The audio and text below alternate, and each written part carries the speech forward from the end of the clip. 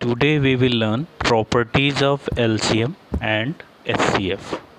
तो आज की क्लास में हम लोग ये डिस्कस करेंगे कि LCM और SCF की क्या प्रॉपर्टीज़ होती हैं।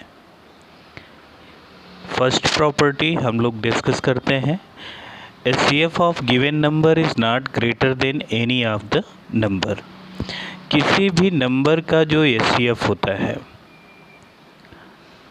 वो गिवन नंबर, जिन नंबर्स का हम SCF निकालते हैं उस नंबर से बड़ा नहीं हो सकता।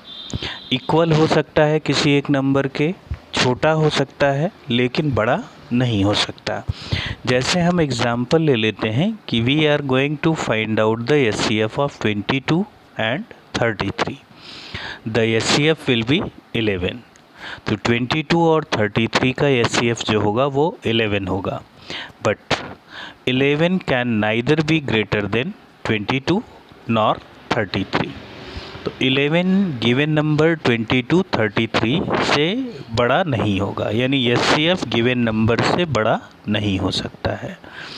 दूसरी प्रॉपर्टी डिस्कस कर लेते हैं, LCM of given number is not smaller than any of the number. यानी अगर हम दो नंबर या दो से ज़्यादा नंबर का LCM फाइंड आउट कर रहे हैं तो LCM, जिन नंबर का हम लोग LCM फाइंड आउट किए हैं उन नंबर से LCM जो है वो छोटा नहीं हो सकता, हमेशा LCM नंबर के इक्वल होगा या बड़ा होगा। जैसे हम एग्जांपल ले लेते हैं कि 22 और 33 का LCM फाइंड आउट किए तो 66 आ गया। अब 66 22 और 33 से छोटा बिल्कुल भी नहीं हो सकता, तो LCM गिवन नंबर से छोटा नहीं हो सकता और SCF गिवन नंबर से बड़ा नहीं हो सकता है।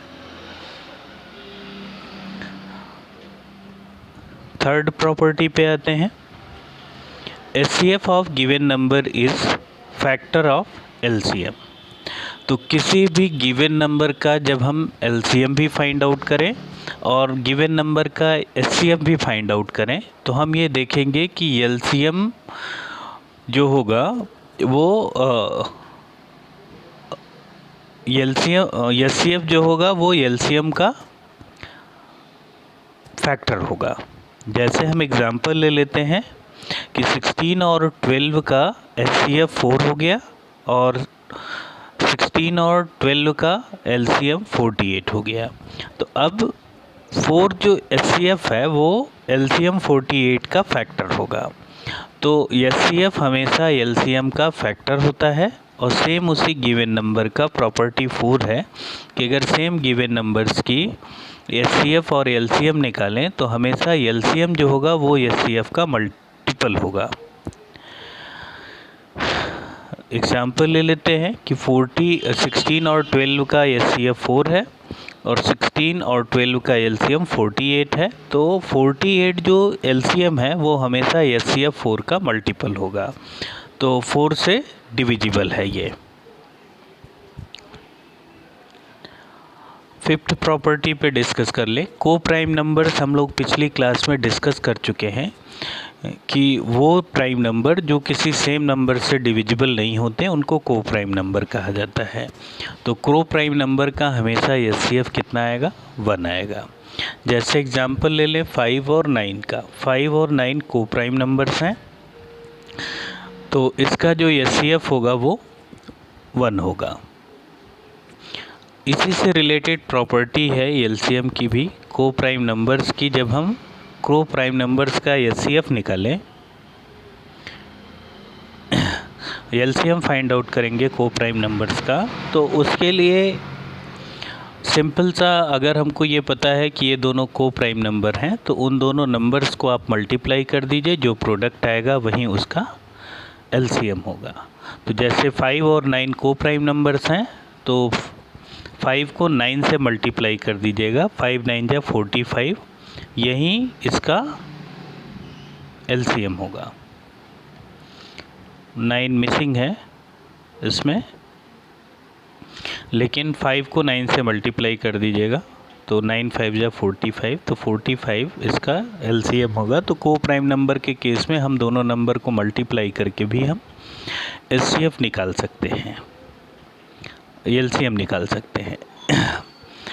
एक प्रॉपर्टी और होती है, जैसे कभी हम दो गिवन नंबर का एलसीएम और एचसीएफ फाइंड आउट कर रहे हैं और हमको ये पता है कि बड़ा नंबर, अगर उसमें ये देखने में लग रहा है कि बड़ा वाला नंबर छोटे वाले नंबर से डिविजिबल है,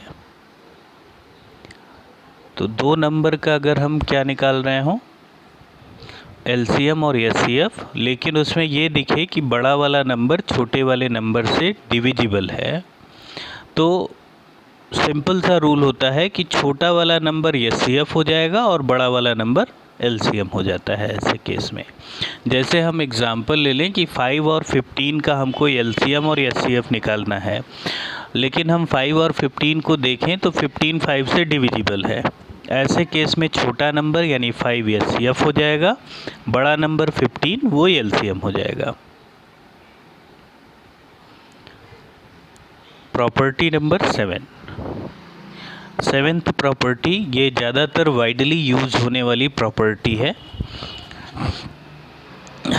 इस प्रॉपर्टी के अकॉर्डिंग ये प्रॉपर्टी ये कहती है कि जब दो गिवन नंबर हों और उनका एलसीएम और एचसीएफ भी निकालना है, तो गिवन नंबर्स का प्रोडक्ट जो होता है वो एलसीएम और एचसीएफ के प्रोडक्ट के इक्वल होता है।